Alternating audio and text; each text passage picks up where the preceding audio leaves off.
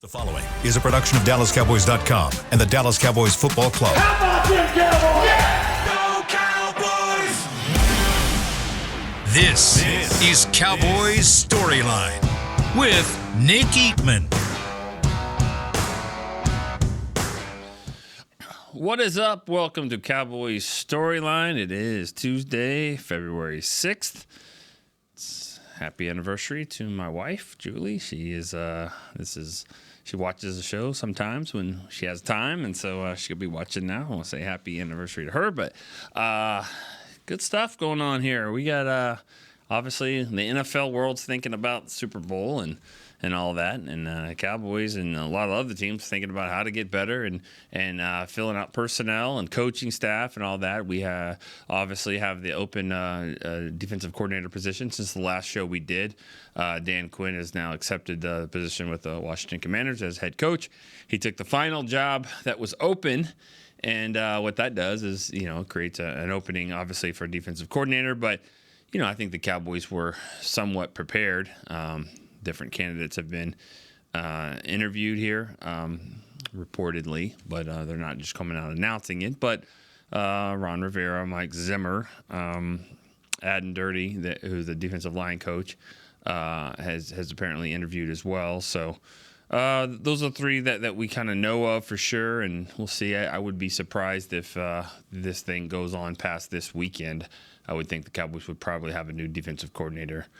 Because then, it trickles down from there. You got to get a coordinator, then you got to get position coaches. Are you going to get his staff, his guys, keep the guys that are here? So it's a whole process to kind of get this thing going. So it'll be interesting to see kind of how it all shakes out. I'm sure that'll be some of the questions that we hear from you guys. Want to talk about that and maybe have some options as well. All right. Let's go to the callers here. We got, we'll start it off. 888-855-2297 is the number. I know it by heart. I'm sure you guys probably know it as well, especially the ones that say they call 150 times in a row. And I did a little stats and research on that. I'll get to that later on. Came up with some fun stuff on doing some research on the callers that we've had on this show. But all right, let's start it off. We got Paul. He's in Vancouver, Canada. What's up, Hey, Paul? Nick, how are you doing? Hey, Paul. How are you? Good, thank you. First-time caller. All right. There you go. Got to put you on the list. Yeah. I appreciate that. A couple months ago, you made a reference on your show that you met a fan in Charlotte and you signed a book. That was me, so I appreciate that. And you and Chris are always so gracious, so thank you so much. I don't remember you saying you were from Canada. I'm from Canada, yeah. I mean, I don't remember that part, but then again, that could have been some of the beverages that were down there. I don't know. I don't remember you mentioning that, but that's awesome. And yeah, I think you paid for our food, right? Anytime, man. It's always a pleasure, man. Chris, yeah, that was pretty awesome. Yeah. Anytime, man. You had a caller a few weeks ago saying that you make a big impact on people. You've definitely done that on me, so wow. I appreciate it, and it's always an honor. And that was fun. I've met you a few times. So yeah. We were at the hotel bar there, and it was Saturday night, and didn't you have a game on your phone? And we had a couple of games going. We were watching 3 or 4 college football games just on our own phone.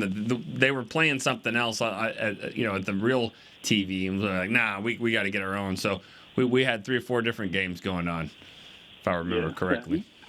Yeah, it's always fun watching ball with you. Also, happy anniversary to you, too. Oh, thank you. What's up? What you got, Paul? I don't know if you're still doing this. So, random Cowboy alum, I'm going to say Keith Davis is one of my favorites. Hell yeah. One of yours, too, I think. Yeah. A random wrestler, I'm going to say Rick Rude. He was the best heel in the 80s. Him and Bobby Heenan doing their thing, so they were great. And my favorite all-time Cowboy, Tyron Smith. So you don't usually get a lot of current ones. Yeah.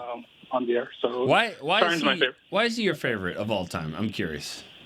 I was an offensive lineman in high school and college, and so I always felt like those Bledsoe Romo days that we needed to draft more offensive linemen high. And when we finally got him, I'm like, finally, and he just became my guy. And he had a lot of questions in college because he was about 280 when he came out, and everybody thought Matthews was the better tackle at USC, so he proved that wrong. So you proved a lot of doubters wrong, and he's just been the man since he's been in the league. So I don't care what anybody says about that. Well, I mean, he had a good year. He had a good season this year. When he was out there healthy, he played well, and he was he was a second team, I think, All-Pro, and he had a really good season, and he played as many games as Tyler Smith did. So from an injury standpoint, and I thought that they offense functioned well when he was out there. Yeah, then hopefully we can bring him back.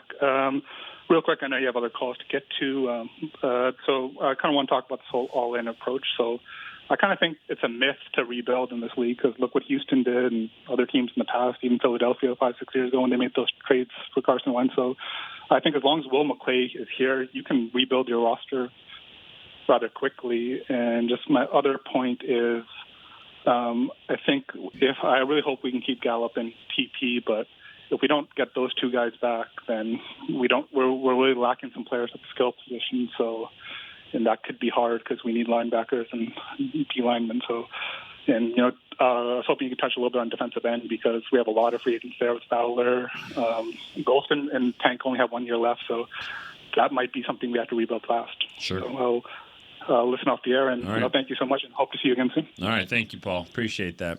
Thank you for dinner that night in Charlotte. It was a good time. Good. He was seeking some autographs, but not like really hustling, for it. I think you were kind of there, like, we'll see. But it was really more there to catch the vibes of the team being there. Good questions on the defense too. And you said that about defensive end. I do think the Cowboys are going to have to make decisions on that. And it kind of starts with, all right, Micah is the guy, right? I mean, he's going to be here, and I don't think that there's any reason why you wouldn't. They're going to, they could sign him to a deal this year. They could wait until next season or whatever. But when you're looking at your defensive ends, and also it starts with the coordinator too. I mean, I doubt a coordinator is going to come in and say, I'm just putting you at linebacker. I don't see that happening. I see him playing mostly defensive end, but that does kind of dictate what you do from there. And these guys that you mentioned, Fowler's, unrestricted. Dorrance Armstrong was unrestricted. And so, Golston, you're like you said, he has another year. But, those guys right there, they have to be fits for this defense. And let's see what happens there. I would imagine a guy like Fowler, who's played for Dan Quinn in Atlanta and in Dallas, might be a guy that could be, on the move to Washington if the Cowboys don't re-sign him, or maybe Dorrance Armstrong as well. So, again, it's a domino effect. It starts with hiring the guy, hiring your defensive coordinator, then figuring out from there what you're going to do with your defensive line coach and just what your personnel is going to look like and what your scheme's going to look like. So, hard to answer some of those questions until you kind of get the coordinator in place, but not too early to be looking at these pieces and going, all right, who could come back and who could be, moving on to other teams. So, all right, let's go to Bruce. He's in Philly. Bruce. Hey, Nick, what's up, man? It's a pleasure to be on with you, man. All right, man. How you doing? Not bad. Things are tough up here as they are down there for the football team in my hometown, but I'm a huge Cowboys fan. And how did that happen? Because I had a brother who was a huge Steelers fan who was 10 years older than me. First football game I ever saw was Cowboys-Steelers Super Bowl back in 1979. Okay. And just to antagonize him, I rooted for the Cowboys. But what made it stick was, and you probably can remember this because I'm about 50 years old. I am 50. But remember the electric football game? Oh, yeah. Yeah. So it would come, when you would buy it, it would only come with the Super Bowl team. Okay. And remember you used to have to paint the men. Paint the guys. The guys, and that's where it hooked me, making the little stars.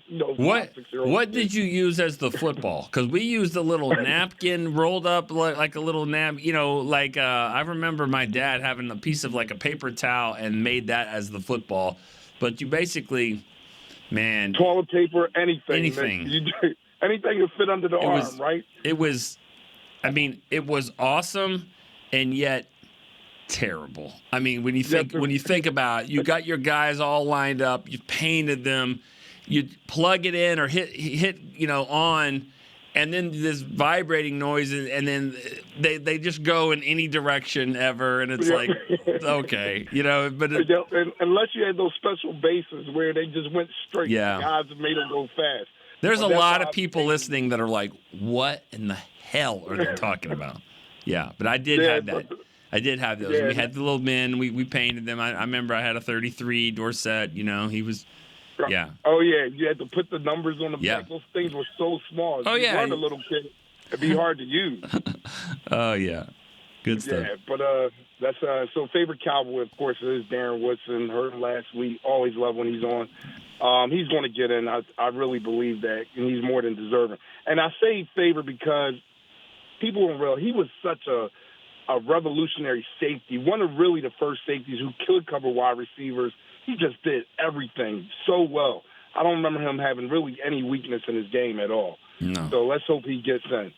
I wanted to talk about I think sometimes we get caught up in overanalyzing everything. Because when you look at the Chiefs, if Kansas City was Dallas, right? People talking about, oh, my God, Lamar Hunt, or the son now, I forget his first name, but they didn't go out and get a wide receiver. They didn't go out and get this. They didn't do that. I mean, think of all the holes that the Chiefs supposedly had during the regular season, but here they are. So I think when we look at the Cowboys, they are a really good team. They've won 12 games here the last 3 years. People talk about Jerry. Well, he's constructed a great roster, and I think when they talk to him, he tells you exactly what he thinks it's going to take. He says Dak Prescott will take us as far as we will go. Right. And I think when I think about greatness, right, I saw the holes this year really early on, and I thought it was almost like organizational malpractice when it was unfair for me as a fan watching a rookie safety be put into a linebacker role, and you're expecting him to play great, and you saw it show up against really good teams, and especially like that Buffalo game.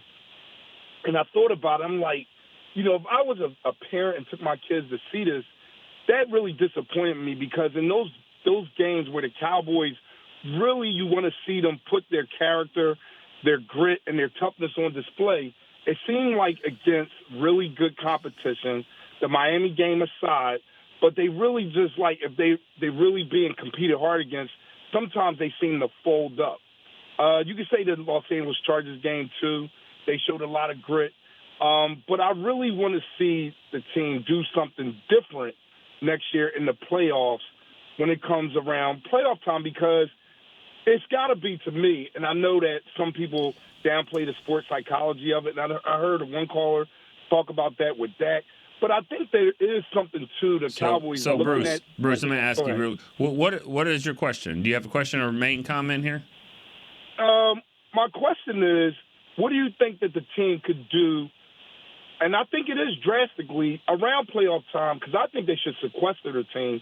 Do you think they should do something different, totally different, and totally off the wall during playoff time to get this team to respond better from a mental aspect? Good question. Okay. Thanks, Bruce. Appreciate the call. Didn't mean to cut you off, but that's one thing I'm going to try to do a little bit more of, try to move some people along here a little bit. But that's a good question.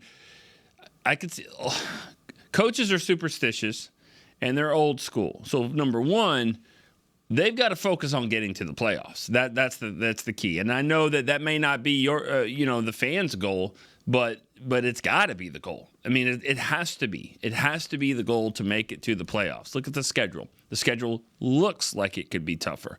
I'm never one that says, oh, it's going to be harder and all that stuff.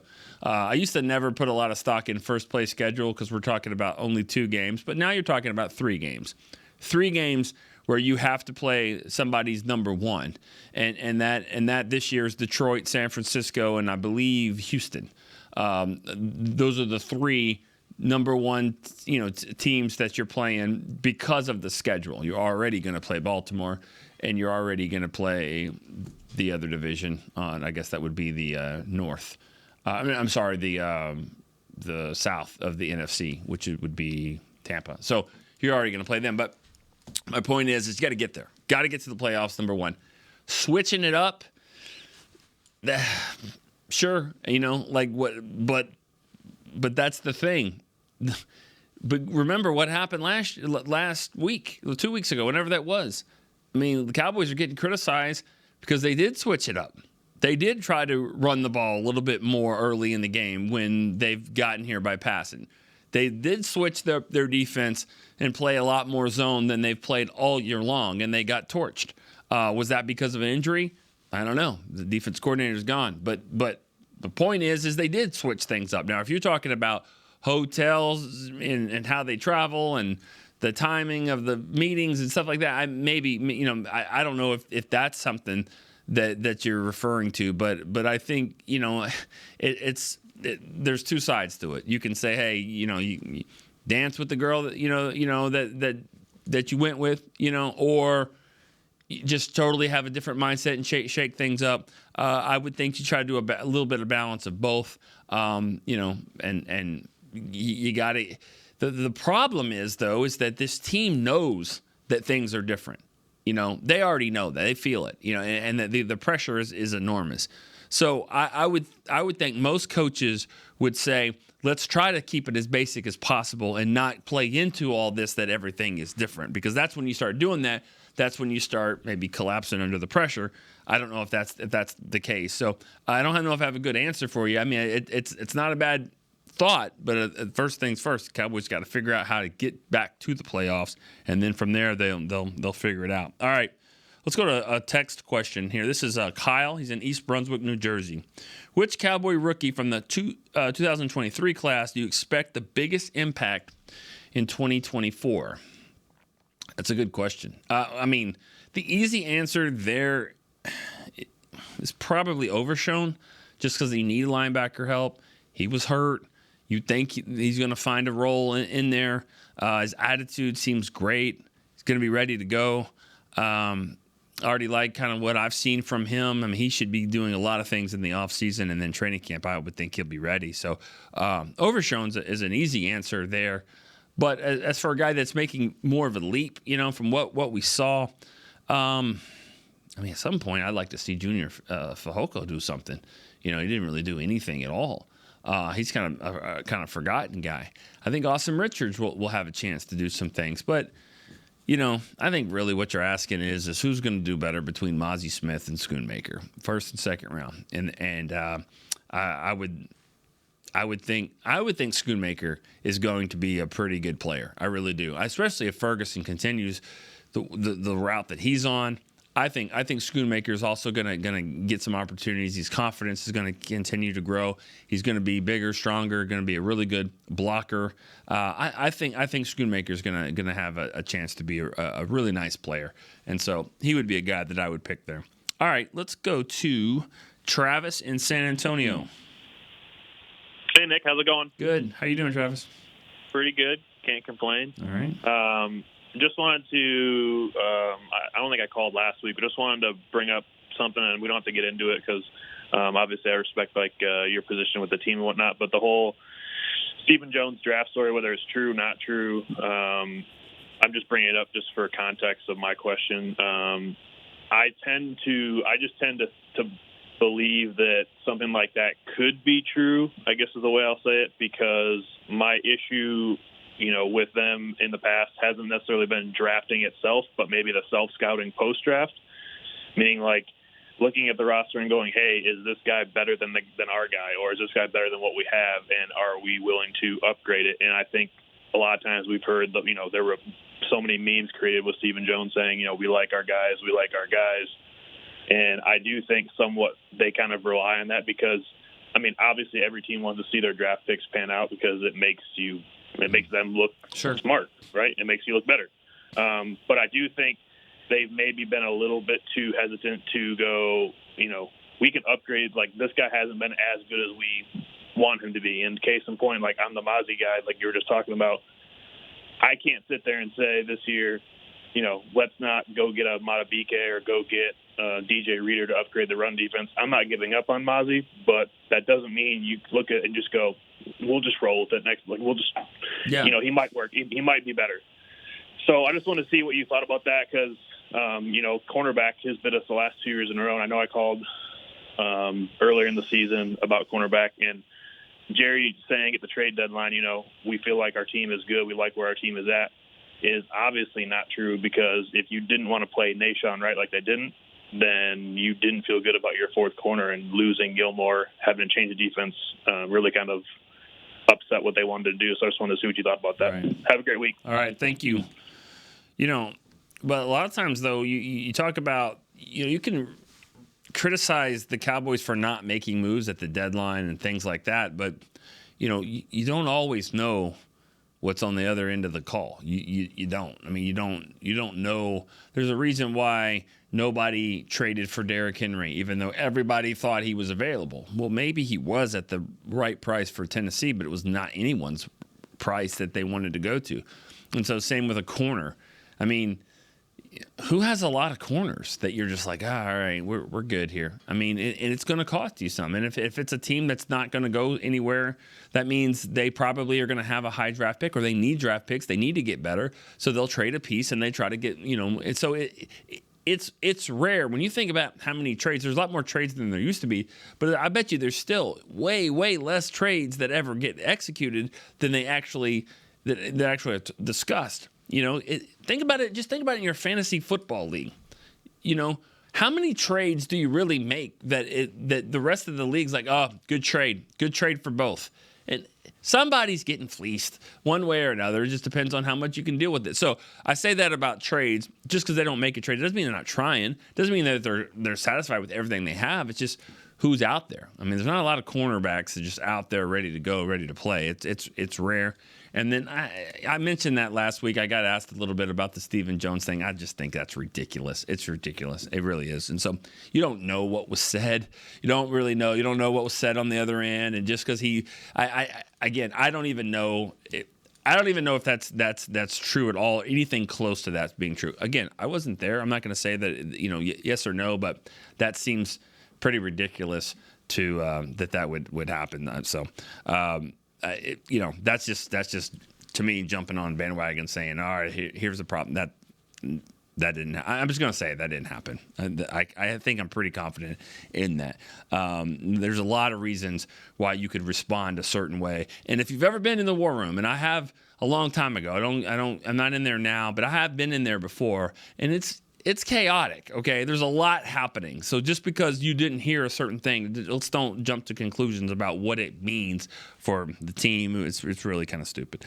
All right, let's go in Joe in Stamford. Hey, Nick, in the vehicle again, so I didn't catch a lot of what was said. Got my seatbelt on today, though, so we're good to go. Good. That's always good. Good way to start there. You never know. I actually know some people. I know a patrol officer there in that area of Stamford and Abilene, so be careful, all right? They don't play around. No, they don't, especially in Jones County. You ain't lying about that. So, first of all, I want to say happy anniversary. Thank you. I've known your wife since the late 80s that I can remember, and I know that she is beautiful and kind, and you are a lucky man. All right. Thank you. I am. Thank you, Joe. So I wanted to talk about Mike Zimmer. I don't think the Cowboys could make a better choice. Some people, want to contrast his style with Dan Quinn's, and I would say there definitely is a difference in style. And I think X's and O's wise, they probably are comparable as far as their quality and experience. But, the hard-nosed attitude that Mike Zimmer would bring to this team, I think is exactly what's needed. Second, I want to say rooting for Darren Woodson this weekend, and travel safe to the Super Bowl, brother. All right. Thank you so much, Joe. Appreciate that.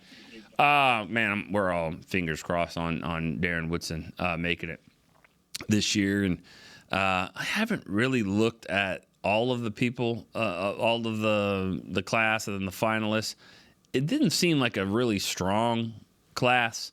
And that kind of scares me, actually, a little bit, because I feel like there's a pecking order that I feel like, and I've kind of heard this somewhat, that the Hall of Fame voters, feel like they've made some mistakes over the years, and one of the reasons that they feel that way is that they let a lot of guys in first ballot, and by doing that, by making them first ballot, it's pushed a lot of other players by the wayside. And then they've got some guys that are senior, the senior level, and now that are still, it's been 25, 30 years or whatever. So I feel like they're trying to change that up a little bit, and that was evident a couple years ago with the Marcus Ware's class. I mean, you got to be kidding me that he wasn't on first ballot. But I think that the voters are really, really trying to make it.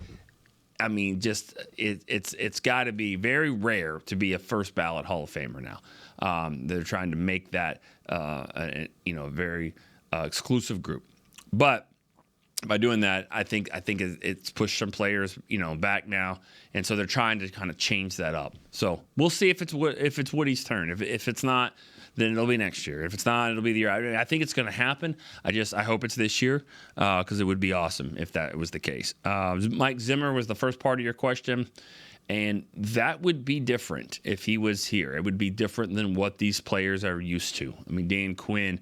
He gets after it, but I think in a different way. I think he's more of a, kind of a buddy to these guys. I mean, Micah Parsons called him an uncle, the other day. But I don't think anyone's called that about Mike Zimmer. I don't think he's viewed that way.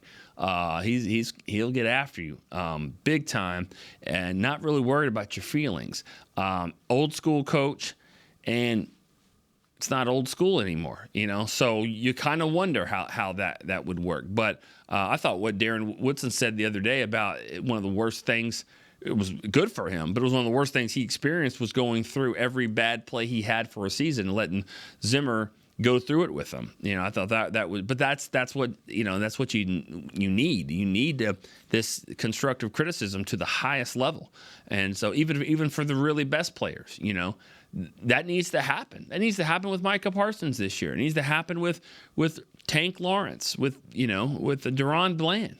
We're talking about Pro Bowlers. We're talking about guys that are in, going to be at the red carpet for Player of the Year. But I mean, Deron Bland gave up some plays. Micah Parsons gave up some plays. So I think that needs to happen. I think Zimmer's the type of guy that would help with that. And what I love the most, if they go that route, is I've already seen versatility in him. I've seen a guy that's 4-3, and then he had to switch to 3-4, and he was just as good. So I've seen a guy that can play some different things. He also had Anthony Barr in Minnesota. Anthony Barr was a player that went to 4 Pro Bowls before he was with Dallas. I mean, he was a really, really good player before some injuries, and I think you want a guy. You want a coordinator that's had some elite pass rushers like a Micah Parsons and knows how to move him around a little bit. So that would be something good, I think, that would come out of that. All right, let's go to a text question here. Kevin in Virginia. Where's your gut feeling on Leighton Vander Esch returning or retiring? Your gut feeling on who's the next DC? And sorry if you've already discussed, as I'm unable to watch or listen live. All right, well, thanks, Kevin. Gut feeling on DC, I mean... it would be surprising to me if it was Zimmer, but then it also makes the most sense. So because he can play different schemes, he's got a history coaching against Mike McCarthy for years with the Packers and Vikings, and then obviously his history here. So I say it makes sense, but it's just hard. It's hard to imagine that. I mean, it's hard to think that would be the case. But of the candidates, I kind of like that one the best. And then gut feeling on Leighton Vander Esch returning. I don't think he is. I don't know, but I really don't know that. I don't know how the progress is going, but he's got a lot of neck injuries, and he's had neck injuries for a while. It just doesn't. This is just me. You're asking me. I'm just going to tell you. I don't think it makes the most sense. It's where there's smoke, there's fire. And there's been a lot of smoke around this neck injury. I mean, really, it's just every year. And it's the same thing, and it happens, and he comes back some, and then he gets hurt again. And his way of life, and I think he just had a baby and all that. My gut feeling is that he probably won't come back. But then again, this is me not knowing what the doctors are telling him, how the healing process is going. I just know that even when he has come back last year, 2 years ago, he's been sidelined again for the same things. And that is scary, especially since you're talking about a neck. If I had to guess and bet, which we're not allowed to do, but I would say probably not. That's just me speculating, and you know how what happens when you speculate too much. So that's just my opinion. All right, let's go to Rob in Vegas. Hey, Nick. What's up? What's going on in Vegas? It's awful. It's been raining. It's going to rain till Friday. Really? And it's about 50 degrees. The weather's been terrible. Yeah, right. Didn't know that. Yeah. So if you're wanting to come to sunny Las Vegas, you may have to wait a week. Well, I'll be there. I'll be there tomorrow. Actually, tomorrow and Thursday. Thursday I'll be in Radio Row, walking around, seeing if I can see any of our guys. And it's always crazy. I don't know if you guys have ever been to Radio Row, but it's pretty awesome. Just because you turn around, you don't know who you're going to see. Is that going to be at the stadium? I think it's in one of the hotels, but I'm really not sure. I should know this. I mean, I have a packet of some things. I just haven't really looked through it. Usually not at the stadium. It's at the Bellagio. Okay, there you go, Chris. Oh, the Bellagio. Yeah. Go to the buffet. The buffet's really good there. All right. It's usually at a really big convention center, and all that. So, yeah. That's not where I'm staying, but obviously, but yeah, it'll be fun. I mean, I just remember last year. Oh, there's Joe Montana. Oh, that's cool. Like, there's Earl Campbell sitting next to Tony Dorsett doing an interview. Like, wow. Like, it was just awesome for a football fan, for a sports fan. And you don't even know. You see actors. You don't know who you're going to see. It's pretty cool. Could see Rob in Vegas. I'll come over there. Yeah, I think people think your first name is Robin. I think it is Robin Vegas. Rob, you're like a character now. Right? What do you got? Man? It's awesome. You're talking about Mike Zimmer, and I think, listen, what I love about Mike Zimmer is two of the greatest Cowboys, Deion Sanders and Darren Woodson, endorses him. So that's true. That's pretty good right there. Like that, yeah. It's a good start. And let's be honest, whoever comes for the interview, the first thing I ask them is, what are you going to do with Micah Parsons so he doesn't fade at the end of the year, and where are we playing him? Because to me, I think he should be Nick Bosa. Nick Bosa is 6'4", 265. Micah is, 6'2", 245? I would turn around and say, I need you to go to 265. You're going to be a defensive end. Because when we move him back and forth to linebacker, it doesn't work because we have no linebackers. So now you take him off the defensive line, we lose the pass rush. We move him to the defensive line, we lose. So let's face it, we talked about this. He wants to be on the line. In today's NFL, you have to affect the quarterback. He's the only guy on our team that consistently does it. But I would say to him, I need you to go to 265, and that's where you get, move him up and down the defensive line. And you said Nick Bosa, right? Yeah. That's who you want, because that's the problem. He is that. He is that for this team, but there's no Fred Warner. No, I agree, but that's you can't play defensive end at 245 pounds. You just can't. Right. Like we talked, he does it in October. He does it in September, December, and January. He disappears because he's just worn down. Yeah. So I think this team, if you're going to invest like we think, maybe $30 million a year, then that's what he needs to do. And I think Mike Zimmer, or maybe a Wink Martindale, but I like Mike Zimmer. He needs to take this team, the defense, and be more blue collar defense instead of a flash defense. They have to take as much pride as in stopping the run as they do rushing the passer. And that's the problem with this team. You're right. You're 100% right. That is the problem with this team. And it starts. They don't want it. They don't have the will. Well, I mean, and that's not their fault. That's Dan Quinn's fault. As much as we like Dan Quinn, and he's one of the guys, and like you said, Micah calls him his uncle. That's a detriment too, because Sam Williams never fixed the penalty problem, and he was still on the field. You still had too many defensive penalties in the backfield that we've seen that killed us. So as much as I like Dan Quinn, he brought maybe the interceptions and the turnovers. He never fixed the run. Yeah. And he never fixed the discipline. And I wanted Belichick only because of the discipline factor. Well, if I can't get him and I keep Mike McCarthy, I'm good with that. If I could bring in a disciplined guy on defense, and you know that's what Mike Zimmer is. He don't mess around. He doesn't mess around. No. Rob, appreciate the call. Anything else? Are you good? You got it. All right, man. Thank you. I'm good, and I hopefully have a good time in Vegas, and I'll see if I get down there. And you never know. If I see you, I'll yell out. All right. And I'll know exactly. If I hear you talking, I'll know. Oh, there's Rob. There's Rob in Vegas. Thanks for the call. Appreciate that. Another thing I like about Zimmer, and this happened before he was a head coach, but he's been a head coach. I mean, he's been a coordinator for a long time, and he was a coordinator, under Bill Parcells, and he was able to work, and do his thing, even though you're not the head coach, and you get people's respect. And so I think that's a good thing. I'm not saying McCarthy is Parcells or anything like that. I'm just saying I think you hear Woodson talk about him. You hear Dion has talked about him, and he wasn't their head coach; he was their coordinator. And so I think he can gain a lot of respect from that. And sometimes I've heard coaches say this before, that even when they become head coaches, they kind of miss being the actual a position coach or a coordinator, just more hands-on, because when you're the head coach, you hear everyone's problem, and it's not just on the field, it's all the equipment staff, trainer staff, video department. I mean, anybody that's got a problem, it goes to the head coach. And so sometimes I think coaches that go back to being coordinators, that's really what they do well. So if that is the case, I think it'll be definitely something fun to watch. All right, we're going to.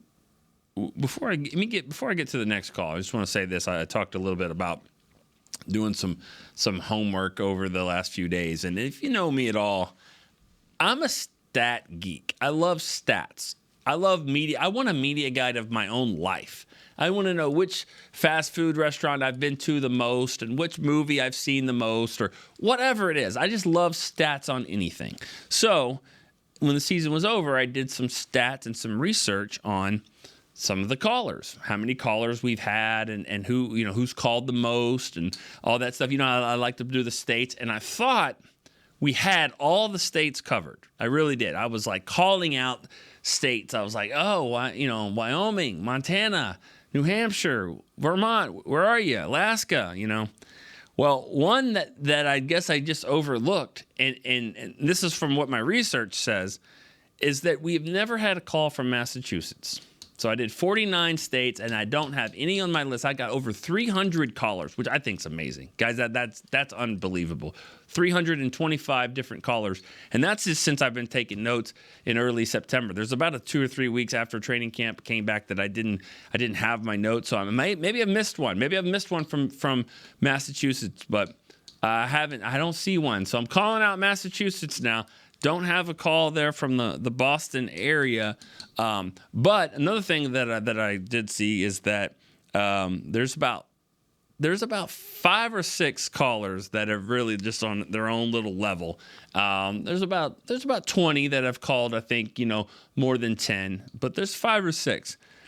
And they're all pretty much called here on this show. We've got Travis in San Antonio. He's up there. Joe in Stanford was the originator, and then Rob in Vegas came in, and then this guy, the next caller here, Brian in Kansas City, he's called more than anybody.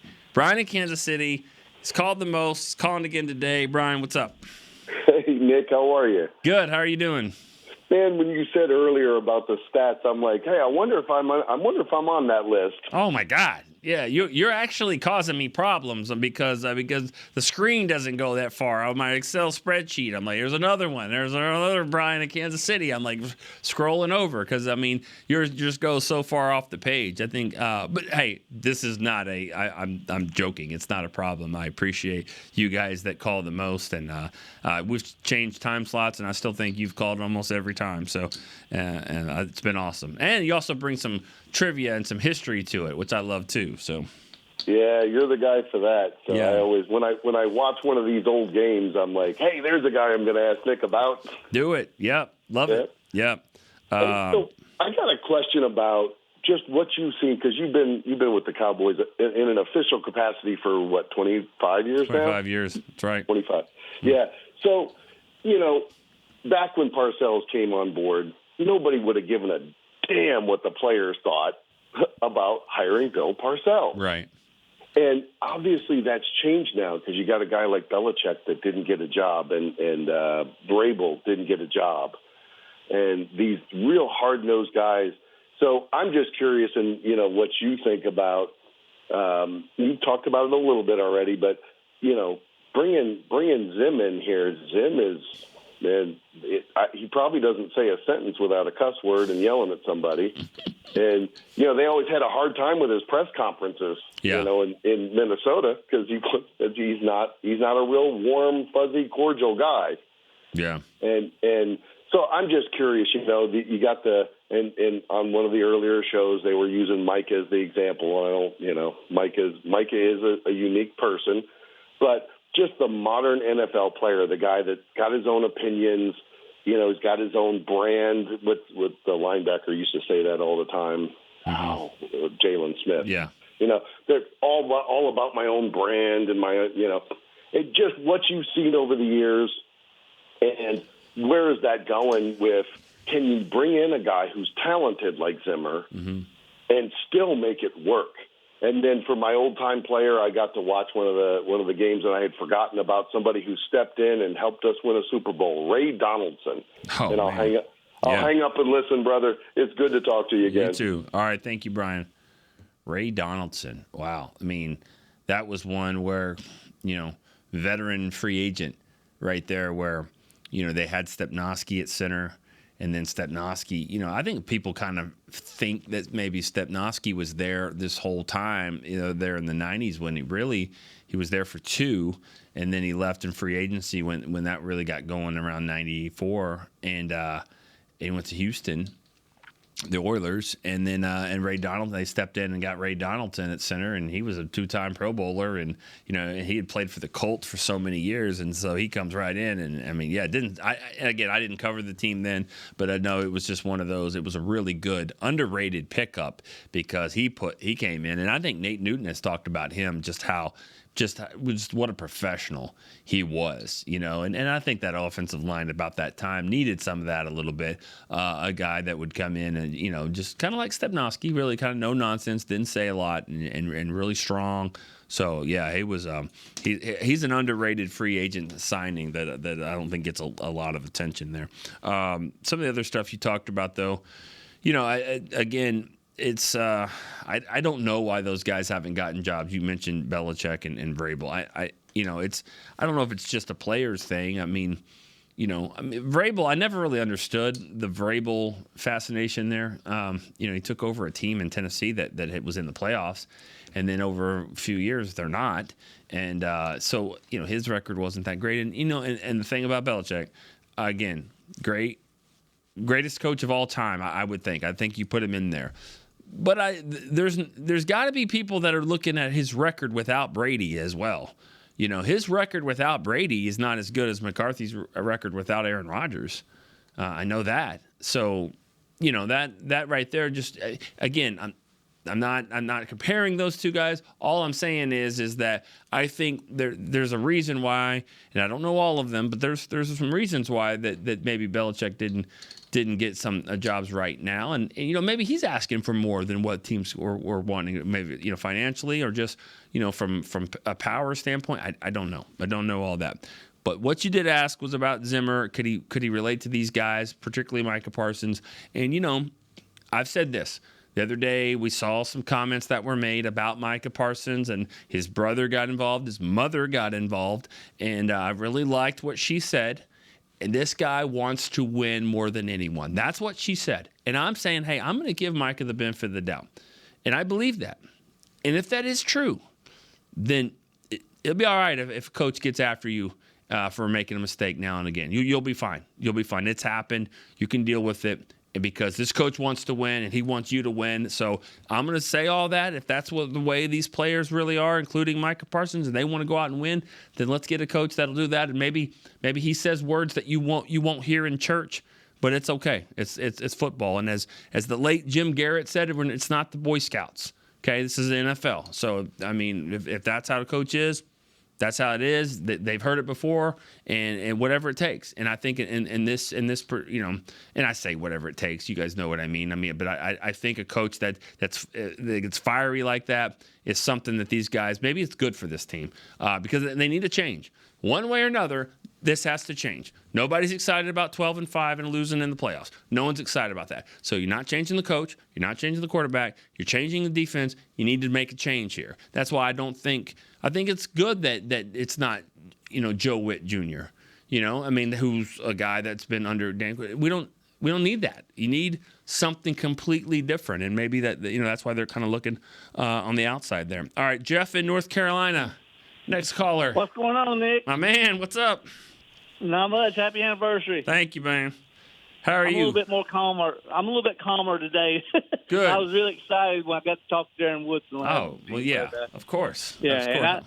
And I don't know if I'm up. I don't know if I've got up to 10 calls yet. I'm probably pretty close. You're right there. You're right there. And again, the 2 o'clock time slot actually works a little bit better for me because the 11 o'clock I'm usually driving, still on my route. But by this time I'm pretty much done with my route and I got a little bit more time. You said you were laying the asphalt, right?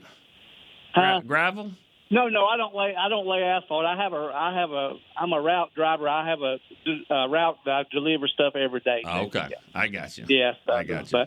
But I was going to tell you, I'm kind of warming up a little bit to Mike Zimmer. I kind of like Aiden Dirty too. I hear a lot of good things about him, but I feel like that Jerry is probably wants somebody with head coach experience, and he seems to value that in his coordinators. And but I do hear a lot of good things about Dirty, and I think I'm saying his name right. Dirty, yeah, that's Dirty, right. Aiden Dirty. Yeah. Aiden Dirty. So, but we'll see how it shakes out. But I have a random player for you. All right. I was watching, you know, over the weekend. You know, they have the little 30-minute Super Bowl highlight shows. I watched all of those. Yes. Well, not all of them. I've seen them all many times, but I was watching the Super Bowl V show, and they talk about Drew Pearson being the original 88, but there was an 88 there, and it looked to me like his name was Reggie Rucker. Was that who that was? Was that the same Reggie Rucker that went on to play for the Browns later, or is it somebody different? You know, you got me on that. I thought in that time, the 88 was a guy named Sellers, but I remember that. I remember that name too. So this looked like, just looking at watching the show. Yeah, I tried to catch it as he run by me. There it is, Reggie Rucker, 1970 to 71. I was way off. Ron Sellers was in 72. I'm completely off there. How about that? There you go, man. Reggie Rucker, 70 to 71. Finally found one you weren't sure about. I didn't know about that one. I remember him playing for the Browns. If it's the same guy, maybe he played for the Browns later. Maybe. You got me on that one, man. I don't know. I didn't know. I knew there Ron Sellers there in 72. I figured, you know, maybe he was there. He only played 1 year, right? Ron Sellers. So yeah, right. Yep. So got me. All right, man. Well, I'm pulling for Darren. I hope he gets in this time, and but I will enjoy yourself in Las Vegas, and we'll talk to you next week or something. Thank you, Jeff. Appreciate that. Have a good day, bud. You too. Love talking to Jeff. This just seems like if he ever gets mad, I don't know if I want to see it, but you know, you just don't. I don't ever expect that. He just always got a good attitude. All right, let's go to. Speaking of, I would think a good attitude. Just if weather ever affects your attitude, then I'm guessing that Lewis in Honolulu, Hawaii, is always in pretty good spirits. Lewis. Hey, Nick, first time calling, man. Oh, yeah. Yeah. Here we go. Yeah, here we go. First of all, happy anniversary. Thank you. I appreciate that. Thank you. Yeah. How's that weather? Unfortunately, we get a lot of wind, a lot of high winds right now. Okay. Yeah, but it still can't beat us Hawaii, huh? Yeah. Oh, man. Yeah. Pretty awesome. I lived here for about 30 years. I'm originally from Galveston, Texas. Oh, yeah. So did you ever go to the Pro Bowl? Oh, all the time. All the time? I actually escorted the players. Really? That's the short story. Yeah, go for I was it. like Tom Brady and hanging out with me. Spent the whole day with me. Really? Yeah, and he ended up, and he mailed me his Pro Bowl jersey autograph. Whoa. Yeah, real nice guy. Yeah, that's pretty awesome. So, But I never went to that game. I went to the games when they were, here in the state or the mainland. But yeah, I didn't. I never went to that. But I'm one of those that kind of. I wish there still was a Pro Bowl game. But then again, you say that, and then your favorite player tears his ACL in early February, and you're like, oh yeah, this is not worth it. This is not. So. Right. And it's probably going to happen here, with some of the things these guys are doing. Even in the Pro Bowl games, they're not getting tackled, but they're still jumping around, doing stuff, dodgeball. I mean, it's going to happen. Yeah. And then, you're going to get an injury on that. But, it was entertaining for me to watch it. But, yeah, it would have been cool to go to Hawaii and see some of that. Yeah, I thought. Did you come down in 2018 for the preseason game? Yes. Yeah, I saw you. Oh, I actually met you guys over at the memorial. Oh, okay. Man, it was so hot down on that field. Yeah. Oh, Yeah. I couldn't believe how hot it was there just down on that turf. I remember the Cowboys had a running back, number 36, that was making a lot of plays. You remember that guy? 36. Yeah. Ah. It's kind of a trick question. It was Tony. Yeah. It was Tony Pollard. He didn't switch jerseys. It was the year that Zeke was on was holding out, and that was the game that Jerry said Zeke who after Pollard's game, jokingly of course, but yeah. Good. Yeah, because I got to meet all you guys, and actually Pollard gave me a hug. Matter of fact. Wow. So I got to meet all you guys. I took my grandson mainly to meet and he met Jerry and met everybody. It was awesome. Cool. That's good. Yeah, it was awesome. What you think, Lewis? But I'll be honest with you, I'm still hurting, man.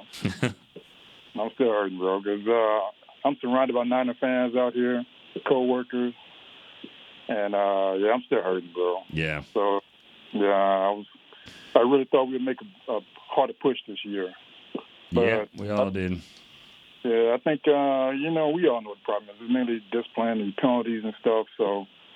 Hopefully, I'm pulling for Mike Zimmerman, so if he can get in and tighten some things up, hopefully that'll help. But that schedule next year, it's scary.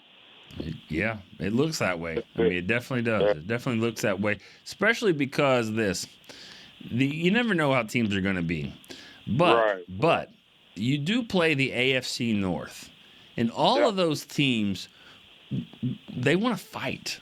I mean, Pittsburgh, Baltimore, the Cleveland, the Bengals. The Bengals are getting their quarterback back. I mean, those teams those are 4 tough games. So yeah. Houston at home. That's probably going to be tough. That's your 5 AFC games right there, and then you get it. So Washington. I mean, Washington. That's going to be tough. It usually is a little bit tougher than what it was this year, but I bet you that they're going to be better.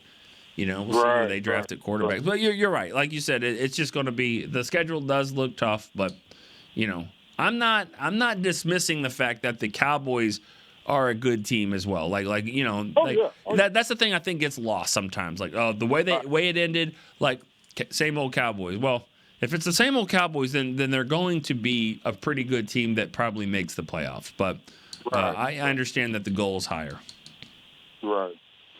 So, I think we'll make a strong push. They tighten things up. Yeah, we can make a strong push. Lewis, what's your number one thing you think the Cowboys needed? What position do you think they need to fix the most?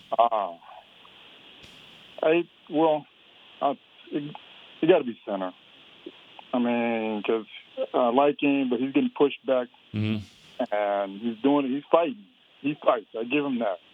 But he's getting pushed back in Dak's lap too many times. I mean, we need somebody that a little stronger, that anchor down. Don't disagree. Because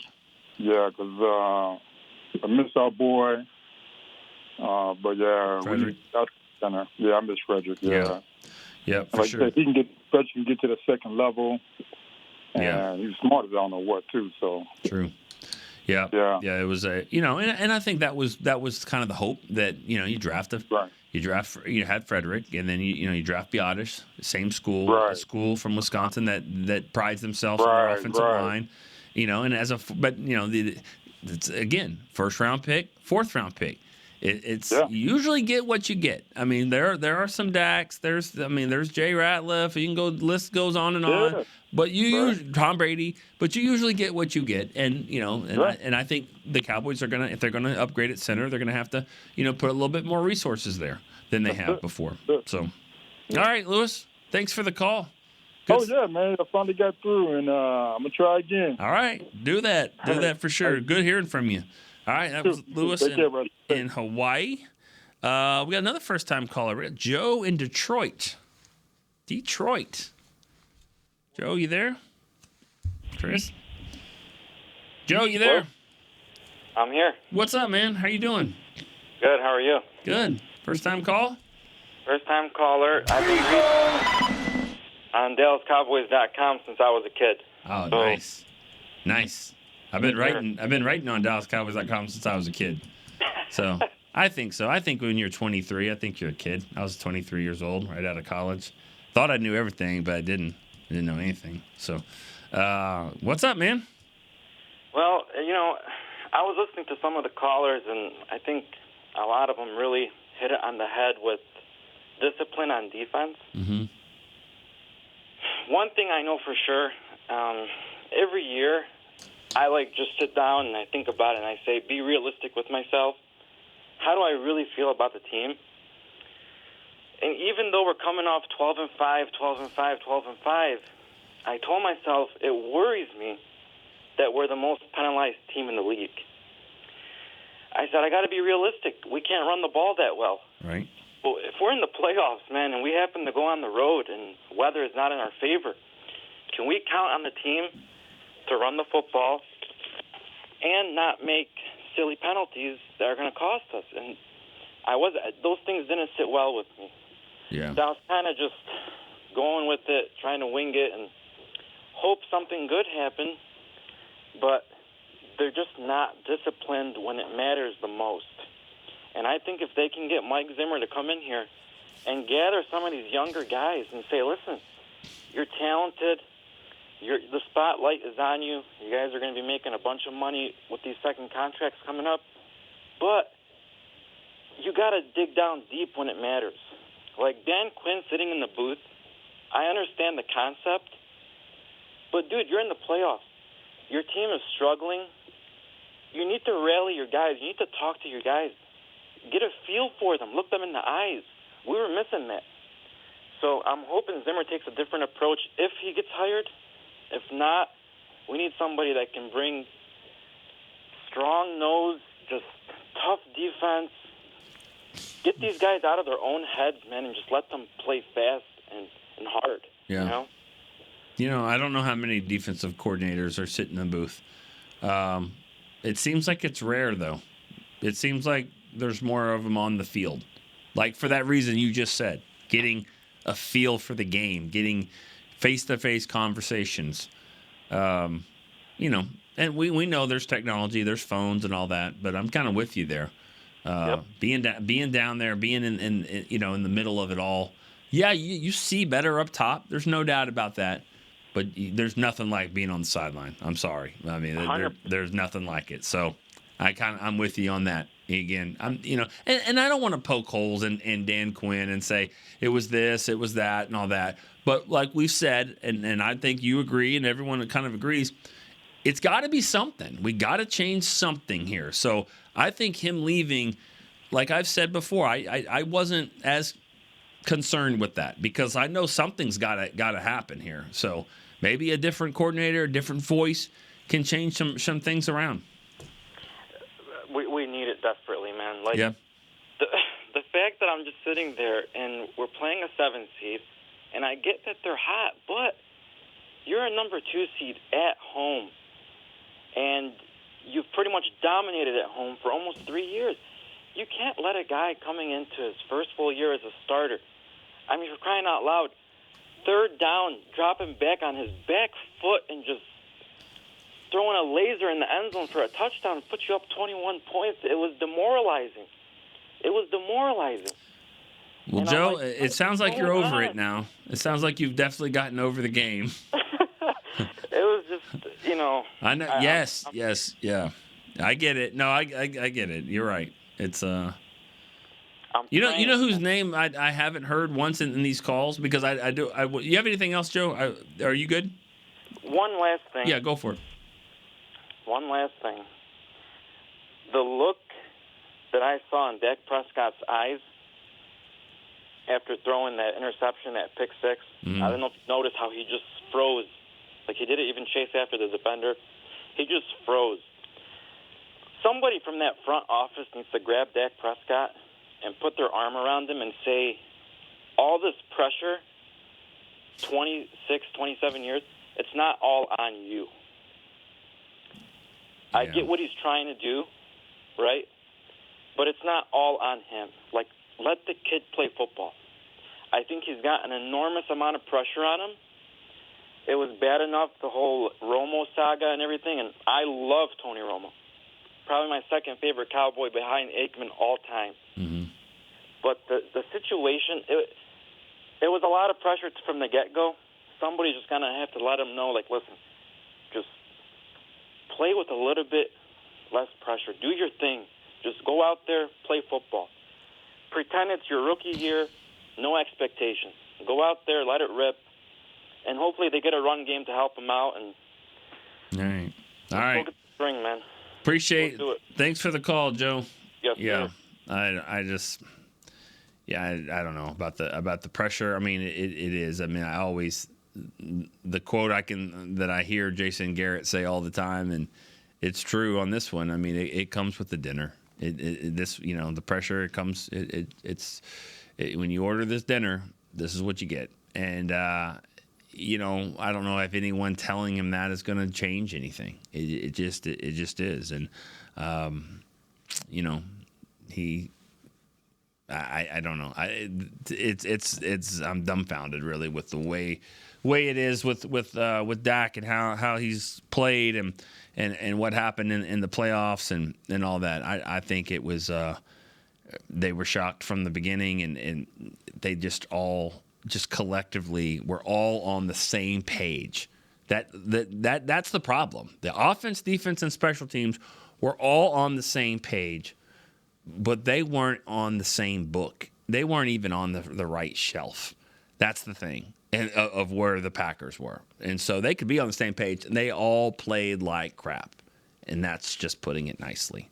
And so it wasn't all on Dak. Wasn't all on Dan Quinn and his defense. Wasn't all on special teams. It was just they were just they just played together like crap. And that's what happened. And that's what we're going to have to deal with until the draft and training camp and all that stuff. I mean, that game's going to be sitting there. So, all right, let's go to Bruce in Houston. Hey, Nick. What's up, Bruce? It's so eloquently put, crap. Hey.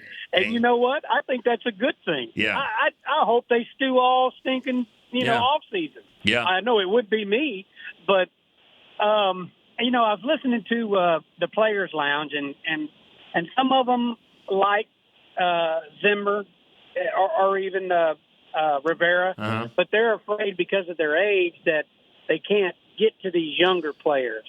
And of course, we as fans, I'm 62 years old, so I'm like, we want the old guy, somebody in there to not cuss at them and still treat them like a man, but I mean. Okay, so you do get cussed at. I've been cussed at before. Yeah. My dad always told me a pat on the back is 3 feet from a good swift kick in the behind, and sometimes that's what old boy needs. You know what I mean? Sometimes it happens in the same hour. You know what I mean? Absolutely. Yeah. Now, I don't know if you're around more of the players, and I know it's totally different. I mean, they can only do so many workouts because of the Players Association, and the two-a-days are gone. The old football days. That's why you won't ever see Parcells or Jimmy Johnson coaching again because they couldn't coach today's players. And maybe I answered my question right there with Zimmer and Ron Rivera, but I would prefer to see them and I think Mike McCarthy, if he gets to have any say on this, because they played like crap, they all deserve just a 1-year contract. And Dak his contract needs to be in such a way where he's got 1 year. Prove it to me. If not, hey, we get a comp pick from him and we move on with either Lance or draft our quarterback this year. It's all going to tell come free agency or which way their chips are in, so to speak. But right. It wouldn't. I think that's what we need to just stop the run is a Zimmer type coach. But maybe you could talk about that. I don't know if these type players would listen to that or not. But I'll hang up and listen. Good show, Nick. I appreciate it. Thank you, Bruce. Bruce is another one up there that was up there at the top when I did my spreadsheet and sorted by number of calls. There was a couple up there from Houston. Bruce definitely one of them. So appreciate that. Love the mix. Love the mix of the first time callers from Hawaii to Detroit to the guys that and we had Vancouver to start us off, and we had our guys, and the regs. That were there, that have been there all season. So, the whole, will these young players listen? Well, hell, when did they take over? Like that's the thing that's frustrating. And you're not wrong by suggesting that, but it's like, I think if they want to play, they will, and that hasn't changed that much. We haven't changed to the point where we're just not going to play. We're just going to, we're going to just take over and doesn't care whether, this isn't varsity blues where they just say, all right, we're not going out there, Coach Kilmer. Sorry, like leave. We're running this. It ain't going to be like that. So maybe that's a little extreme, but I think that if it's all about the respect. If a coach comes in and gets the players' respect, then they'll run through a brick wall for them or whatever. I think that's still the case even in today's NFL, and so that's what it comes down to. And this guy, any coach you bring in, they should have some skins on the wall. They should be able to earn the guys' respect. Once that happens, then I think that they'll play hard for him and all that. And let's don't act like Dan Quinn had a cupcake, type of, mentality. It wasn't. But I just think it needs to be different. But one way or another, just a different mentality in a different scheme, in a maybe a different player, like at linebacker, a different type, a different prototype. It's just on defense, things need to be a little different. Things need to be different on offense as well, in some capacity, especially with the offensive line. But I do want to make things clear. If you just joined us for like the last 50 minutes, Mike Zimmer has not been named defensive coordinator here at all. I think he's interviewing today, but he's not. It sounds like it. You listen to all the calls. That has not been the case. It still seems pretty wide open. But like I said, I would imagine a decision will be made at some point here. I would think this week. Now. I do think the NFL does frown upon announcements getting closer to the game. So I think if that was from other teams, I do remember one year, Jerry, at the Super Bowl one year, Emmett retired and they had a press conference out there, at the Super Bowl, a cowboy helmet and big press conference. I don't think the league likes that. Now, defensive coordinator position, again, it doesn't mean you have to wait that long, but look for later this week, maybe a Thursday or even a Friday, something happened with the Cowboys. All right. Great stuff. This will be our only show of the week. Won't have a show on Thursday. I'll be, as we talked about, I'll be at the Super Bowl just for the day and Thursday, just being there and try to see if I can, if we can get Darren Woodson into the into the Hall of Fame, and maybe some of our players, maybe they win some awards. Like I've said before, if Deron Bland doesn't win Defensive Player of the Year, they just need to change the name to something else. They need to change the name of the award to the MVP or whatever, because I don't think any defensive player has had a better year than Deron Bland. Those other guys did a nice job, but when did sacks become more important than picks? And definitely didn't become bigger than pick sixes. So he's not the most valuable. He's not going to be, not the highest paid. I think Deron Bland was the defensive player of the year. Led the league in picks, which is still a big deal. Led every player in the history of the NFL in pick sixes, and had a remarkable season. I think he should be defensive player of the year, but we'll see if that happens. I'll be there to talk to him, and he'll probably have not a lot to say about that. So that's just Deron being Deron, but that's okay. All right. Great show, guys. Appreciate all the calls and the texts. Chris Beam, as always, thanks for running the board. We will see you next Tuesday. We'll talk about the offseason officially being here when the Super Bowl is over now. We'll see what happens. We'll talk about it next week. All right. See you guys next time on Cowboy Storyline. This has been a production of DallasCowboys.com and the Dallas Cowboys Football Club. How about this, Cowboys? Yeah!